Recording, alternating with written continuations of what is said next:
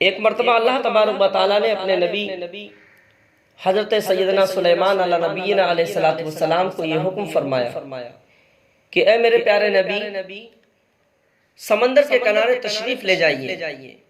اور وہاں ہماری قدرت کا نظارہ کیجیے۔ اللہ عز و جل کے پیارے نبی حضرت سیدنا سلیمان علیہ نبینا علیہ السلام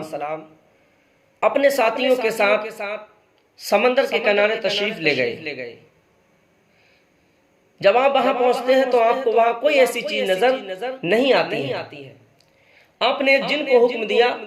کہ وہ سمندر کی گہرائی میں جائزہ لے جا کر کے کہ ایسی کون سی چیز یہاں پر ہے جو اللہ عز و جل نے اپنی قدرت کا نظارہ کرنے کا حکم فرمایا ہے۔ حکم پاتے ہی ایک جن سمندر کے نیچے اتر جاتا ہے، سمندر میں چلا جاتا ہے، اور جب واپس پلٹ کر کے آتا ہے تو آ کر کے حضرت سلیمان علیہ السلام سے عرض کرتا ہے کہ میں سمندر کی تہ تک تو نہیں جا سکا اور نہ ہی مجھے کوئی چیز وہاں پر نظر آئی۔ اللہ کے پیارے نبی حضرت سیدنا سلیمان علیہ السلام نے اس سے زیادہ طاقتور جن کو حکم دیا کہ تم جاؤ اور سمندر کا جائزہ لے کر کے آؤ۔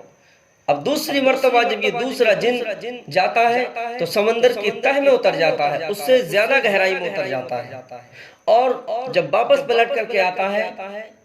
تو آ کر کے عرض کرتا ہے کہ میں سمندر کی تہ تک پہنچ گیا لیکن مجھے کوئی چیز وہاں پر نظر نہیں آئی۔ اللہ کے پیارے نبی حضرت سیدنا سلیمان علیہ نبینا علیہ السلام متعجب ہوتے ہیں، اور آپ نے تیسری مرتبہ اپنے وزیر آصف بن برقیہ علیہ الرحمہ کو حکم دیا کہ وہ سمندر میں اترے۔ حضرت آصف بن برقیہ علیہ رحمۃ و رضوان اپنے نبی سلیمان علیہ نبینا علیہ السلام کا حکم پاتے ہی سمندر کے بالکل نیچے تہ میں اتر جاتے ہیں،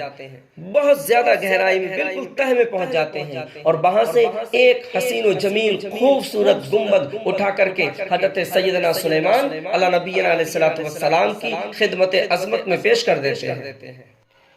حضرت سلیمان علیہ نبینا علیہ السلام جب اس گنبد کو دیکھتے ہیں، بڑا حسین و جمیل گنبد ہے اور اس کے 4 دروازے ہیں۔ اس کا ایک دروازہ موتی کا ہے، دوسرا دروازہ یاقوت کا ہے، اور تیسرا دروازہ اس کا ہیرے کا ہے، اور چوتھا دروازہ جو ہے اس کا زمرد کا ہے۔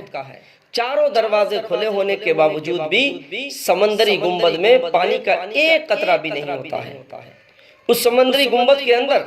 حضرت سلیمان علیہ نبینا علیہ السلام کیا ملاحظہ فرماتے ہیں؟ ایک حسین و جمیل نوجوان صاف ستھرے لباس میں ملبوس مشغول نماز ہے، نماز پڑھ رہا ہے۔ جب وہ نماز سے فارغ ہوا تو اللہ کے نبی حضرت سلیمان علیہ نبینا علیہ السلام نے اس کو سلام کیا، اور سلام کے بعد حضرت سلیمان علیہ نبینا علیہ السلام نے دریافت فرمایا کہ یہ سب کیا معاملہ ہے اور یہ سمندری گنبد کا کیا راز ہے؟ تو حضرت سیدنا سلیمان علیہ نبینا علیہ السلام کے پوچھنے پر وہ نوجوان کہتا ہے کہ اللہ کے نبی میرے والدین جو تھے وہ معذور تھے، میری ماں نابینا تھی، اور الحمدللہ میں نے اپنے والدین کی 70 سال خدمت کی ہے۔